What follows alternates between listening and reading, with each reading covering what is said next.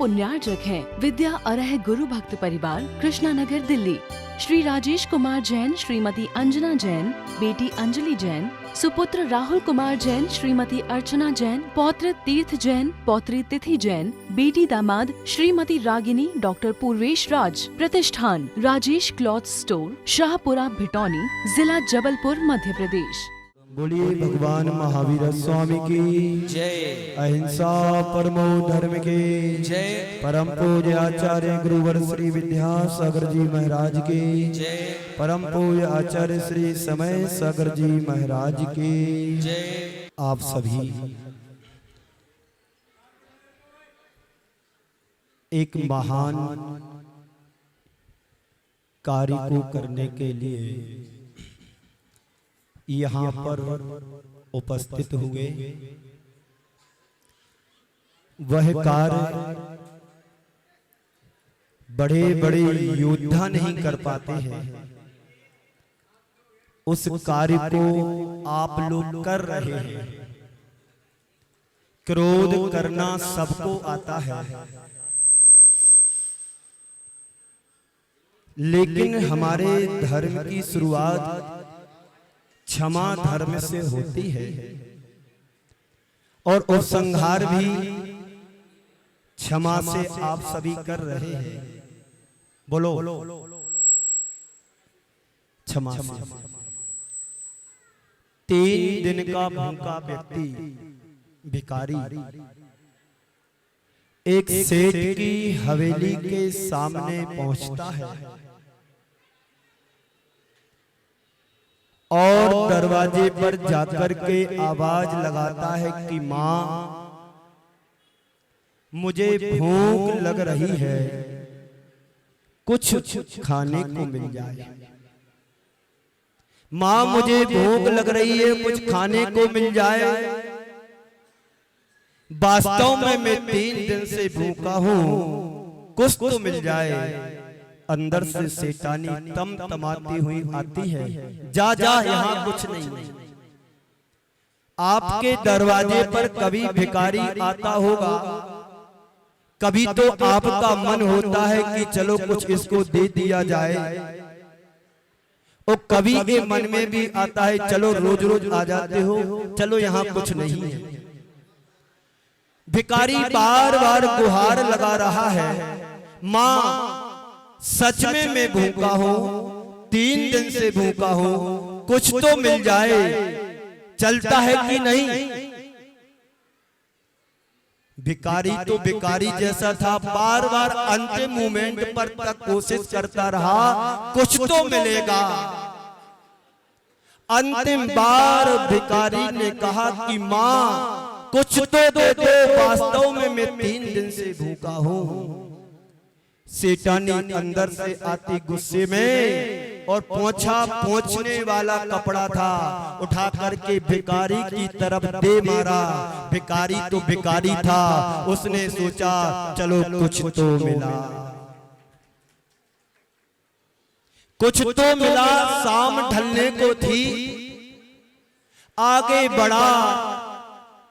एक जगह जाकर के मंदिर में उसने नल पर जाकर के कपड़े को साफ किया, उसकी बाती बनाई और प्रभु की आरती उतारते हुए भाव कर रहा है कि प्रभु जिस तरह से इस दीपक से प्रकाश निकल रहा है, यही प्रकाश उस अज्ञानता के अंधकार को दूर करने के लिए उस शैतानी के हृदय में भी हो।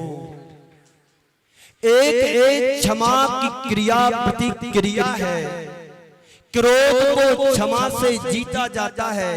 आप लोग आज क्षमा वाणी शांतिनाथ दिगंबर जैन मंदिर में बनाने के लिए एक जल सैलाव दिख रहा है मुझे।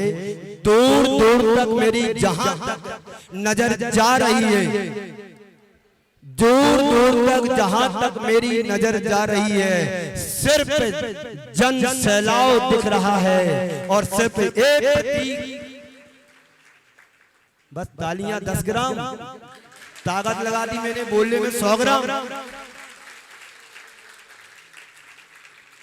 जो तालियां नहीं बजाएगा कैमरे में कैद हो रहा है, ध्यान रखना। उसकी एक एक फोटो निकाल करके घर पहुंचाऊंगा कि इसने ताली नहीं बजाई।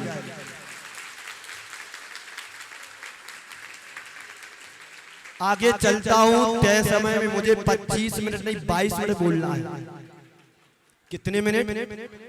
और अभी 4 मिनट मेरे हुए, 18 मिनट बाकी है। ध्यान से सुनना, जो मेरी बात को नहीं सुनेगा।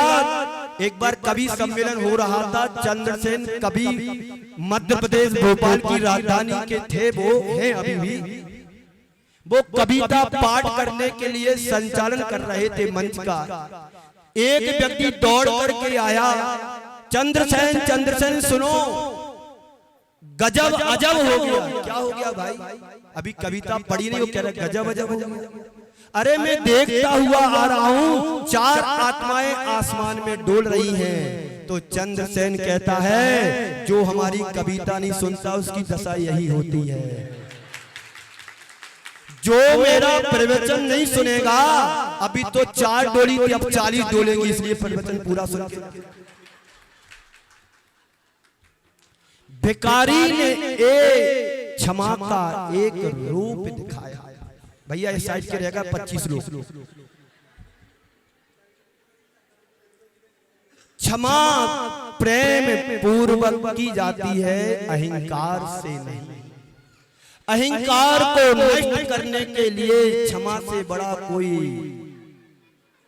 अस्त्र शस्त्र नहीं हो सकता है।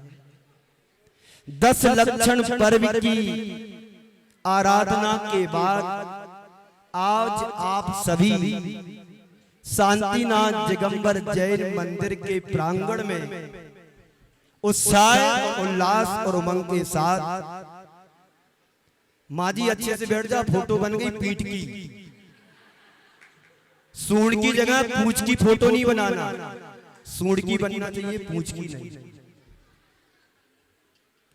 आज हम सब पुनः एक उत्साह से भर करके यहाँ पर एकत्रित हुए हैं। जब मैं यहाँ पर आया था तो 20 जुलाई को जो मैंने 2000 लोगों की तस्वीर आंखों में कैद की थी, उनमें से 600 लोग यहाँ पर आए और बाकी लोग कहाँ हैं पता नहीं मुझे। आज हम सब उस व्यक्ति से क्षमा मांगे। किससे? हम आज उस व्यक्ति से क्षमा मांगे जिनसे हमारी बरसों से बैर विरोध की गांठ बंधी हुई है, जिनसे रोज मिलते हैं, चाय बैठ कर के पीते हैं, नाश्ता साथ में करते हैं और कभी कभी होटल में जाकर के खाना भी साथ में करते हैं। उन लोगों को तुम रोज क्षमा सॉरी के रूप में मांगते हैं। मैं आपसे आज क्षमा धर्म के पावन बेला पर आपसे इतना ही कहना चाहता हूँ, जिनसे तुम्हारी बरसों से बैर की गांठ बंधी हुई है, निधत्ती निकाचित जैसे कर्मों को बांध करके रखा है, उसको आज यदि तुम घर जाकर के हाथ जोड़ करके चरणों में झुक जाना, सामने वाला पानी पानी हो जाएगा। कितना भी मानी क्यों ना हो, वो तुम्हारी एक पहल से बरसों की गांठ पल में खुल जाएगी। ये क्षमा का असली रूप है। हम बाहर से दिखाने के लिए क्षमा तो खूब करते हैं, पर अंतरंग से की जाने वाली क्षमा बंधुओं वास्तव में सही क्षमा होती है। आज पूरे देश में क्षमा वाणी का पर्व मनाया जा रहा है, मना चुके हैं और रात तक मनाएंगे। लेकिन मैं आप सभी से यही कहना चाहता हूँ, क्षमा एक दिन की नहीं होना चाहिए। जीवन का आधार क्षमा बन जाए तो जीवन का कल्याण हो जाए। हम भगवान पारसनाथ के जीवन को याद करें। एक तरफा विरोध बैर की गांठ चलती रही और एक तरफ भगवान की क्षमा चलती रही। विजय क्षमा की हुई और पतन विरोध का हुआ, कमट की जीभ का हुआ।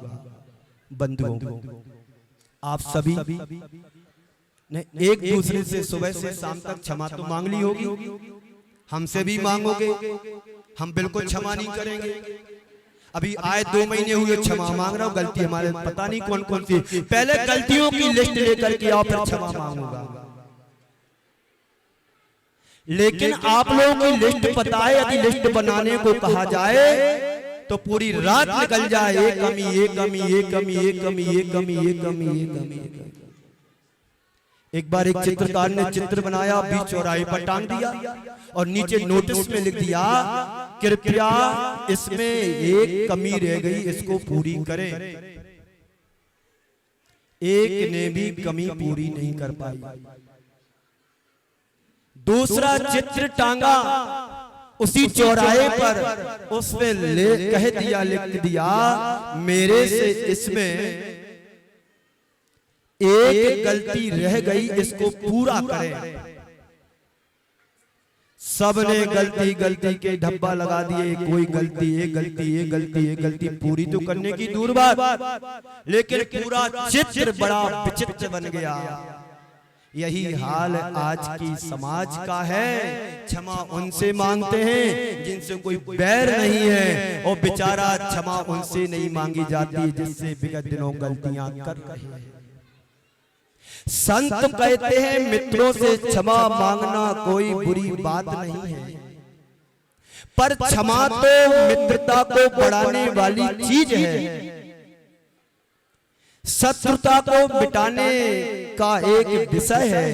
यदि हम अपने अंदर की शत्रुता को मिटाना चाहते हैं तो हमारी क्षमा वाणी तक ही ना रहे, हृदय में भी उतरना चाहिए। बंधुओं, एक बात मैं कहना चाहता हूँ, पानी छान करके तुम पीते हो, थोड़ी वाणी को भी छान करके बोला करे तो क्षमा मांगने की नौबत ही।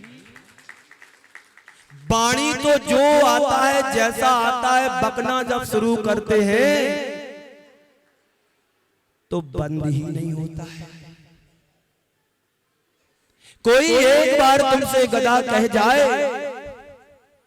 तुम उसको 100 बार गधा बना देते। इसकी औकात क्या है मेरे से गधा कहने की? इसने समझ क्या लिया, मुझे गधा कह दिया। मैं अभी गधा कहने का मतलब बताता हूँ। समझ क्या लिया उसने, मेरे को गधा कह दिया। एक बार गधा कहा और सामने वाले को तुमने 100 बार गधा गधा गधा कह गए। मैं आपसे पूछना चाहता हूँ, गधा कहने वाला एक बार वाला गधा बड़ा है, जो 100 बार दूसरे को गधा बनाना वो बड़ा है? तय तुम्हें करना है कि गधा कौन है। मैं चाहता हूं गधा गा धा और धा गा, क्या हो गया? गधे को उल्टा कर दो, क्या हो जाएगा? दाग है, यानी दाग लगा रहे अपने जीवन में गधा कह करके। बंधुओं, मैं चाहता हूं आज दिन उन्हें क्षमा करें जिससे आपकी कटुता हो, चाहे वो आपके परिवार के हो, चाहे वो आपके परिजन हो, चाहे वो आपके सगे संबंधी हो, और चाहे वो आपके समाज सेवी हो, चाहे आपके अड़ोस पड़ोस में रहने वाला कोई भी हो, चाहे रिश्ते नातेदारे कोई भी हो।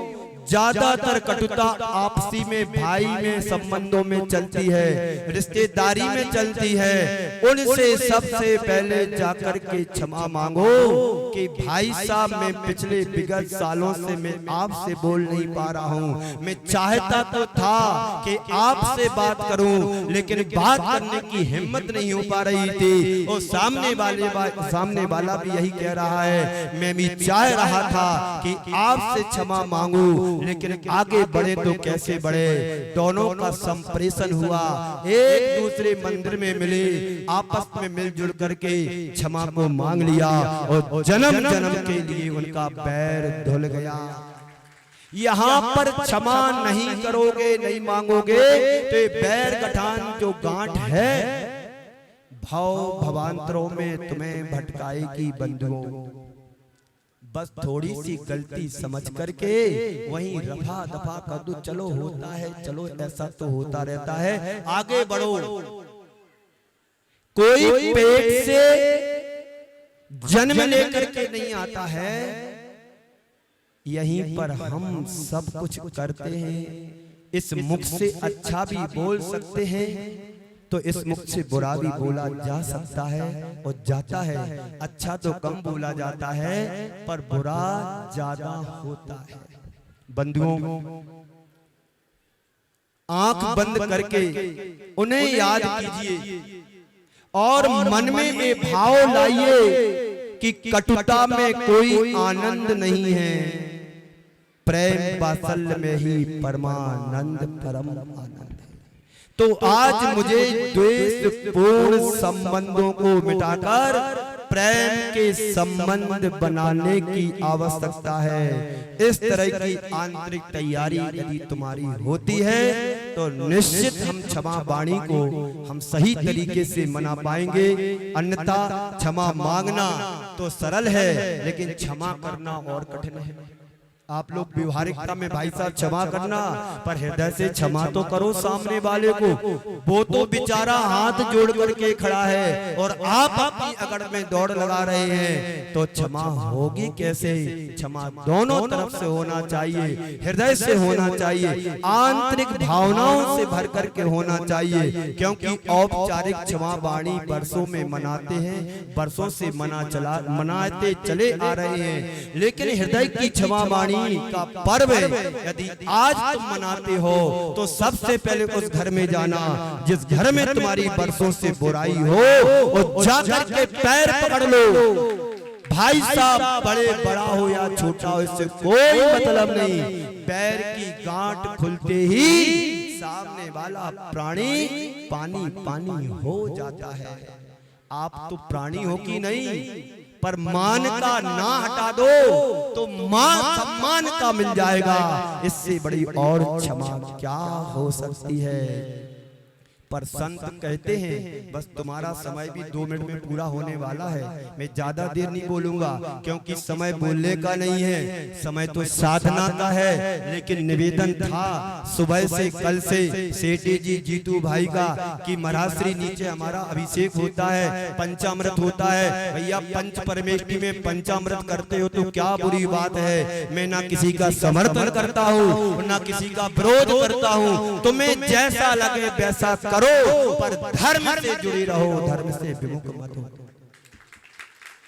पंच परमेष्टि के पंचामृत में मुझे कोई बुराई नहीं है, पर मैं समर्थन नहीं करूंगा तुम्हारी परंपरा का, ध्यान रखना, पर विरोध भी नहीं करता हूं।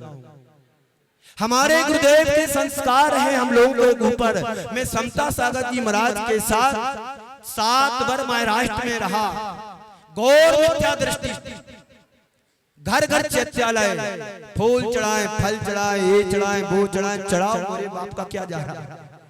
तुम्हें जितनी ताकत हो उतना चढ़ाओ। समता सागर जी एक वाक्य कहा करते थे, ध्यान से सुनना। मैं अभी कोटा में था, एक दादाजी सीए वीरेंद्र कुमार जी सीए मारवाड़ा, अभी यहाँ उनका बेटा भी आया था, ले गए वो चैत्यालय में। घर में 20 पंथी आमनाय के मानने वाले हैं, घर में दूध दही सबसे अभिषेक करते, रोज करते, मेरे को ले गए थे। हमने जो समता सागर जी कहा करते उनको वाक्य सुनाया, फूल को चढ़ाना है चरणों में कि चरणों पे। पंडित जी साहब ध्यान से, तुम्हें भी वाक्य दे रहा हूं, चरणों में कि चरणों पे। पैर नहीं मैं चढ़ाओ तो कल्याण हो जाएगा। अरे तुम्हारी भक्ति जैसे बने वैसे करो, पर घोर मिथ्या दृष्टि बन करके नहीं करना। चरणों में चढ़ाओ, हम तो कहते तुम भी चढ़ जाओ, क्या बिगड़ने वाला, कल्याण हो जाएगा। अहंकार को चढ़ाओ, बुराइयों को चढ़ाओ, दोषों को चढ़ाओ, दुर्बलताओं को चढ़ाओ, दुर्गुणों को चढ़ाओ, ताकत है तुम्हारे पास। चढ़ाना है तो दोष, दुर्बलता, दुर्गुण, बुराई, अहंकार, ममकार, ये चढ़ाओगे तो कल्याण होगा। अरे फूल चढ़ाओगे क्या? रविंद्र जैन ने भी ये पंक्ति सार्थक कर दी है, हम चरणों से दूर ना हो तो पुष्पों की पर्याय मिले। हे प्रभु, आपके चरणों में मुझे स्थान मिले, फूल भी बना दो तो कोई बाधा नहीं, पर आपके चरण मिलना चाहिए। और आप लोग बताएं कैसे? फूल तो चढ़ा के जाते हो और बाहर जाके सूलों का काम करते हो। फूल कांटों के बीच रहकर भी मुस्कुराता रहता है और तुम फूलों के बीच रहकर के कांटे बोते हो। कहाँ की रीति नीति है? क्षमा उनसे मांगो जिनसे तुम्हारी कटुता पूर्ण व्यवहार चल रहा है। बरसों से बोल चाल बंद है, अभी जाओ संकल्प लो, किसी भी देश में हो फोन लगाओ, भैया, जीजी, भाभी, जो भी तुम्हें संबोधन करना हो। मैं अज्ञानता पूर्ण जीवन जी रहा था, गलती किसी की भी हो, एक झुक जाएगा तो सामने वाला अपने आप झुक जाता है, बस झुकाना वाला चाहिए। तो क्षमा वीरस्य भूषणम, क्षमा वीरों का आभूषण है, कायरों का नहीं। सब कायर बैठे यहाँ पर, क्यों? कोई क्षमा करता नहीं। बस अहंकार में जीना तो जीना, सामने वाले का कुछ भी हो, पर हमें जिस ढर्रे से जीना तो जी रहे। गलत गलत गलत। इसलिए क्षमा वीरस्य भूषणम, वीरों का आभूषण है, कायरों का नहीं। इसलिए क्षमा करना सरल, मांगना सरल है, क्षमा करना बहुत बहुत कठिन है। इसी मंगल पुनीत भावना के साथ समय को देखते हुए मैं अपनी वाणी को यहीं पर विराम देता हूँ। और मैं भी सबको क्षमा करता हूँ, बाहर से नहीं। इनर कनेक्शन, आत्मा से जो क्षमा की बात ही नहीं आएगी। क्षमा की बात तब आती है, पहले कीचड़ में पैर लगाओ, फिर नहाने जाओ। पहले क्रोध करो, फिर क्षमा मांगो। कहीं पर सुख दिखाई देता है तो कहीं पर दुख दिखाई देता है, कहीं पर लाभ होता है तो कहीं पर हानि हो जाती है, कहीं पर संयोग बनते दिखाई देते हैं तो कहीं पर वियोग दिखाई देते हैं। ये सब प्रकृति के नियम हैं, शाश्वत है। इन्हें हम अपनी मर्जी से कुछ भी नहीं कर सकते। जो होना है सो देखा जाएगा, जो होगा सो देखा जाएगा। पर अंधे बनकर के चलोगे और गड्ढे में पैर पड़ेगा, फिर कहो कि जो होना है सो देखा जाएगा। ये तो उनके लिए कहा गया है, जो होगा सो देखा जाएगा, जो महापुरुष होते हैं। महापुरुष कभी संकटों से डरते नहीं हैं, उन्हें संकट चुनौती के रूप में स्वीकार करते हैं और सफलता के रूप में देखते हैं। आप भगवान पारसनाथ को याद करो, महावीर को याद करो, श्रेयांसनाथ भगवान को याद करो, आदिनाथ भगवान को याद करो, और भी सतियों को याद करो। इन्होंने कभी संकटों से घबराए नहीं हैं। जीवन की विषमताएं, जगत की विविधताओं को ध्यान में रखो। जीवन हमारा विषमताओं से भरा है, कहीं पर भी समता नहीं है। चाहे संत हो, चाहे महंत हो, चाहे श्रावक हो, चाहे श्राविका हो, समता के रस में वही रम सकता है जो अध्यात्म में जीने वाला हो। उसे किसी दुनियादारी की बातों से मतलब नहीं है। पिछले विगत दिनों से हम अपने कर्म के ऊपर सुन रहे कि कर्म क्या है। कर्म सिद्धांत को समझने वाला कभी निमित्त पर नहीं टूटता है, वो अपने उपादान की ओर दृष्टिपात करता है। एक घटना सुनाता हूं। एक मांसाहारी मुस्लिम परिवार था। परिवार प्रमुख रोज एक मुर्गे को हलाल करता था, यानी घर का मुखिया एक मुर्गे को हलाल करता था, यानी मारता था। मुर्गा चीखता और चिल्लाता।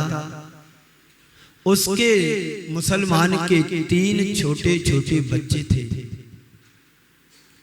बड़ा करीब 4 वर्ष का था, दूसरा 2.5 वर्ष का था, तीसरा गोद में खेलता हुआ बच्चा था। ये कहानी नहीं है, सत्य घटना है।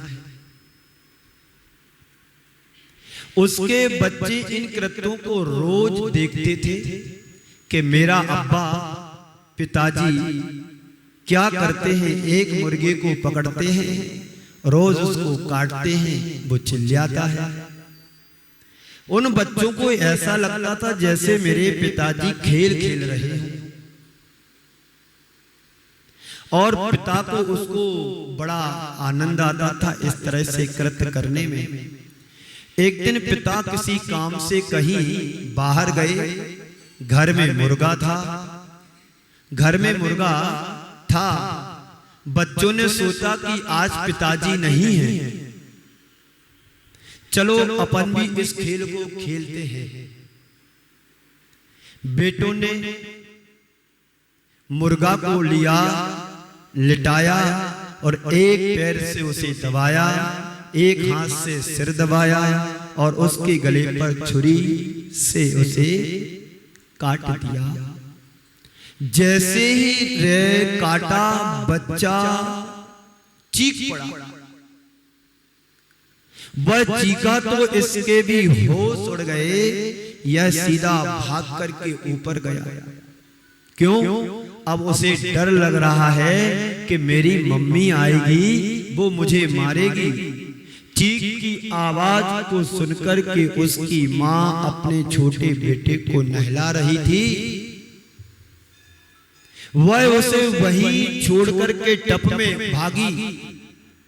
बेटे ने देखा कि माँ आ रही है, मुझे मारेगी। उसने भी अपना संतुलन खो दिया और छत से कूद करके उसने भी जान दे दी। माँ जे उसे उस छोटे से बच्चे को नहला रही थी, उसका होश उड़ गया। छोड़ करके तो भागी थी। इतनी देर में वो बच्चा टप में डूब करके वो भी चला गया। माँ दोनों बेटों के हाल को देखकर मूर्छित होकर के गिर गई। काफी देर बाद जब उसे याद आया कि मैं तो अपने छोटे से बेटे को नहला रही थी, नहलाते हुए छोड़ करके आई थी, तब तक काफी समय गुजर चुका था। जब वह नीचे आई तो देखती क्या है, बालक तप में ही शांत हो गया। ये है पाप का कहर। आदमी पाप करता है तो उसका परिणाम उसे भुगतना पड़ता है। ये तो बात अखबारों में पड़ी होगी, छपी होगी। मनुष्य इन सब चीजों को देखता है पर इनसे कभी भय नहीं खाता है, डर नहीं लगता है। एक दूसरी घटना मैं तुम्हें सुनाता हूं। एक व्यक्ति घर में सिगरेट पीता था और सिगरेट पीते हुए उनके बच्चे भी देखते थे। एक 2.5 साल की बच्ची कहीं उसे इतनी सी सिगरेट घर में मिल गई, वो उठा करके वो भी पीने लगी। तब उसे लगा कि ये कृत्य मेरा उचित नहीं है और उसे अंदर से गिलानी हुई। उसको 1 मिनट नहीं लगा और उसने सिगरेट पीना छोड़ दिया, बंद कर दिया। आचार्य कहते हैं, भय खाने की कोशिश करो, जब तक तुम भय खाओगे तभी पाप से बच सकोगे। अन्यथा व्यक्ति पाप से बच नहीं सकता है। उस कृत्य के प्रति हमारे मन में गिलानी होना चाहिए या उसके प्रति अपराध बोध होना चाहिए, तभी व्यक्ति ऐसे कृत्यों से बच पाएगा। अन्यथा अपराध तो कर रहा है और करता ही चला जाएगा। दो तरह के लोग होते हैं। कुछ लोग ऐसे होते हैं जो पाप करके भयभीत होते हैं, कुछ पाप से भयभीत होते हैं। कुछ लोग पाप करके भयभीत होते हैं और कुछ पाप से भयभीत होते हैं। आजकल पाप करके भय खाने वाले लोगों की संख्या ज्यादा है और पाप से भय खाने वालों की अपेक्षा।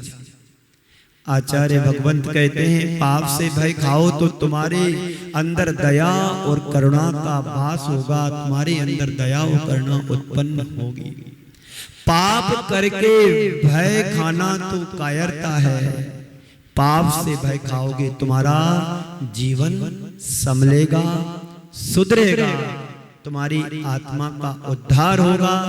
एक आचार्य ने 3 प्रकार की वृत्ति बतलाती हुई कहा है, पापम समाचरेत बीत घृणो जघन्या, पापम समाचरेत बीत घृणो जघन्या, प्राप्त्या पदम सघृण एवि मंद बुद्धि, प्राणात एति नाहि साधु जना सोवृतम, बेलाम समुद्र एव लंघि इंतु लंघयतु समर्था।